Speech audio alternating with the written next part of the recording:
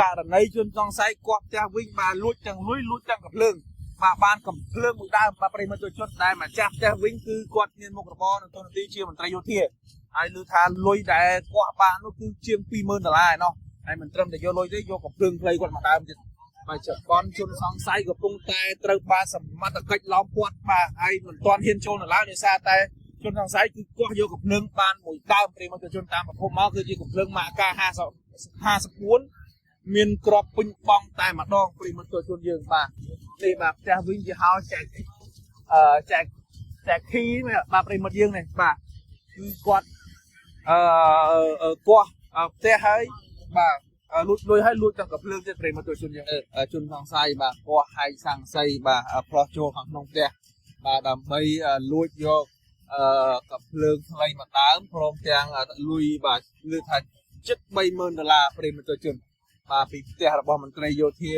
បាទមួយកន្លែងតាមបណ្ដោយផ្លូវ2004ជាផ្ទះដែលមានផ្លាកយីហោ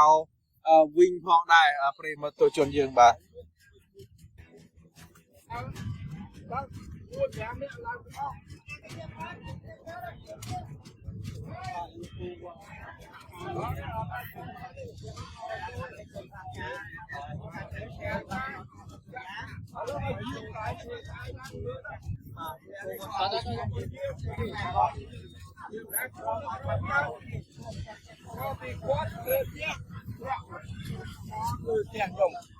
ដល់ពេលហើយខ្ញុំហៅគាត់ធ្វើ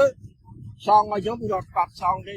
អញ្ចឹងមូលហេតុចឹងបានគួរដែរចូលគួរដែរអត់ទេអត់ដែរចូលអូពីមកធ្លាប់មានវិវាទជាមួយគ្នាពូណាអត់ទេអត់ទំនាស់ជាមួយអីគឺគាត់និយាយវល់ទេគាត់ថាបងនឹងវាផ្ទះខ្ញុំលាក់លើផ្ទះយើងបាទដោះស្រាយមួយគ្នាទេចូលតែបាទអរគុណច្រើនលោកពូបាទអត់ពីផោះប្រិមត្តជនបាទសមត្ថកិច្ចបានស្នើសុំលោកអ៊ំដើម្បីចូលខាងក្នុងប៉ុន្តែលោកអ៊ំគាត់អត់អនុញ្ញាតទេពីព្រោះគាត់ជាម្ចាស់ផ្ទះណាប្រិមត្តជនយើងណាបាទការអនុញ្ញាតមិនអនុញ្ញាតទីសងទៅលើម្ចាស់ផ្ទះទេប្រិមត្តជនយើងបាទហើយការបកស្រាយរបស់គាត់នោះគឺថាពីមុនមកម្ចាស់ផ្ទះដែលចោលកោះផ្ទះលួចសម្ភារៈកំភ្លើងនិងលុយនេះគឺធ្លាប់ធ្វើផ្ទះធ្លាក់ស៊ីម៉ងធ្លាក់អត់ធ្លាក់អីលើដំបូងផ្ទះគាត់អត់មានការដោះស្រាយជាមួយគាត់ទេអញ្ចឹងថ្ងៃនេះគឺគាត់អត់សហការជាមួយវិញបាទប្រិមត្តជនយើងបាទជ្រុះហើយជ្រុះញាក់ទៅណាក៏ឃើញតែសក់និយាយទៅក៏លោកលៀបណាក៏ឃើញតែសក់ដែរហើយបើនិយាយពីរឿងទឹកវិញស្ទះទឹកអស់ហើយដោយសារតែរឿងសក់ហ្នឹងប្រើអីក៏មិនដែរត្រូវដែរតែឥឡូវប្រើជាមួយនឹងឈុតសាប៊ូយូវែលតែមកទឹកឲ្យឃើញប្លែកហ្មងណាសក់ក៏អន់ជ្រុះហើយសំខាន់ណាកូនសក់ដល់មកឡើងជ្រងច្រាំងហ្មងឃើញសក់ខ្លួនឯងឡើងភ្លឺរលោងឡើងតុនហ្មងណាដឹងខ្លះដែរតែបងប្អូនទេមកថាគេកាត់អួយគាត់រួយហើយកាត់អួយបងណាបាទអាទ្វាអួយយើងមានទ្វាបិទបើកកញ្ចក់មួយហើយមានដៃក្នុងណាបាទកាត់ដៃចូលមកហើយចូលកញ្ចក់វាបើកបងកញ្ចក់វារុញមកកាប់ដៃមកប្រឡោះខ្លួនវាចូលហ្នឹងហើយមានតិចតែប៉ុណ្្នឹងនេះសម្ភារៈដែលបាត់បង់មានអីខ្លះលឺគាត់ប្រាប់ថាមានភ្លើងលុយហើយអីវ៉ាន់អីផ្សេងទៀតតែថាចោលយកបានអញ្ចឹងបាទចង់និយាយថាអ្វីដែលវាយកបានគឺវាយកអាហ្នឹងប៉ុណ្ណឹងការបាត់បង់ទៅទឹកប្រាក់ជាប្រហែល$10000ដែរបងគឺការពារហើយបងខ្ញុំអត់តដឹងទេបងប្អូនខ្ញុំអត់ខ្ញុំដែរគាត់ប្រាប់ខ្ញុំថា20000ជាង30000បាទតែខ្ញុំអត់ហ៊ានឆ្លើយពីគាត់ទេព្រោះខ្ញុំយើងមិនចាំគាត់បាទខ្ញុំគាត់ទេបាទគាត់ផ្លឹកមកផ្លឹកតែបើតែថ្ងៃនេះទេយើងប៉ុណ្ណឹងទេខ្ញុំអស់បងជាម្ចាស់ភ្លើងគាត់ជាកងកម្លាំងដែរបងណាកងកម្លាំងយើងតែបើដឹងទេអីទៅមុខជួមមុខហ្នឹងណាបាទជួមមុខណាបា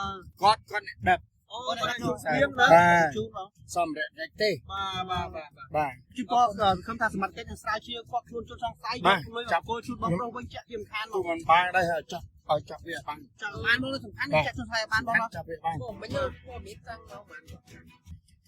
មើលទៅជនឥឡូវនេះកម្លាំងរបស់អធិការដ្ឋាននៃខណ្ឌសែនសុខសហការជាមួយនឹងកម្លាំងព្រំប្រទានបាទកំពុងតែបាទរុករកជនសង្ស័យបាទនៅក្នុងដីឡូនៅក្បែរផ្ទះកើតហេតុតែម្ដងប្រិមត្តជនយើងបាទសង្ស័យថាជនសង្ស័យហ្នឹងគឺលាក់ខ្លួននៅខាងក្នុងហើយសមត្ថកិច្ចបានឆែកឆេរទៅរកឃើញកាបូបដាក់បិចរបស់កូនម្ចាស់ផ្ទះមួយនៅខាងក្នុងផងដែរបាទជារបស់ដែលអត់មានតម្លៃណាគឺជនសង្ស័យបានតម្លាក់ចោលហើយក្រៅពីនេះគឺអត់ទាន់បានតម្រុយណាមួយពីជនសង្ស័យនៅឡើយទេប្រិមត្តជនយើងបាទកំពុងតែឡោមព័ទ្ធនៅទីតាំងកន្លែងកើតហេតុនេះនៅឡើយ បាទប្រិមត្តជនឥឡូវនេះបន្ទាប់ពីសមត្ថផ្លែបានរូបរងជុំវិញបាតុភូមិនៃផ្ទះរបស់ខាងខេត្តស្វាយហ្នឹងក៏រកមិនទាន់ឃើញដល់ឡើយប៉ុន្តែនៅសល់ផ្ទះមួយកន្លែងប្រិមត្តជនយើងផ្ទះអ៊ំប្រុសរបស់ដល់អាងហ្នឹងណាគាត់អត់ថាការទេដោយសារតែគាត់ពីដើមឡើងគាត់បោះខ្លួនមានកំណត់ជាមួយនឹងម្ចាស់ផ្ទះរងគ្រោះបាទធ្វើផ្ទះធ្វើលាក់អត់លាក់ដៃដាក់ស្មងលោកផ្ទះគាត់អត់មានដោះស្រាយឲ្យគាត់យើងតែគាត់ថាគាត់អត់ថាការទេគាត់អត់ចូលផ្ទះគាត់ទេបាទបើចោលចូលផ្ទះគាត់ចាក់គាត់ស្លាប់ហើយគាត់និយាយណាព្រមទៅជួយបាទនេះតាមសម្ដីរបស់គាត់ទេអញ្ចឹងគាត់អត់ព្រមឲ្យសមត្ថកិច្ចជួយរួមថាគាត់ដើម្បីឆែកឆេររត់ទៅដល់ស្អីទេជាសមត្ថកិច្ចជាជាងបញ្យល់ថាផលយ៉ាងណាគាត់អត់ព្រមដែរដាច់ខាតតែបងតាំងកន្លែងកាត់ហាត់តាមផ្លូវទៅគាត់គុណទៅតាមផ្លូវអត់បើខាន់សានសុករីករីកពេញ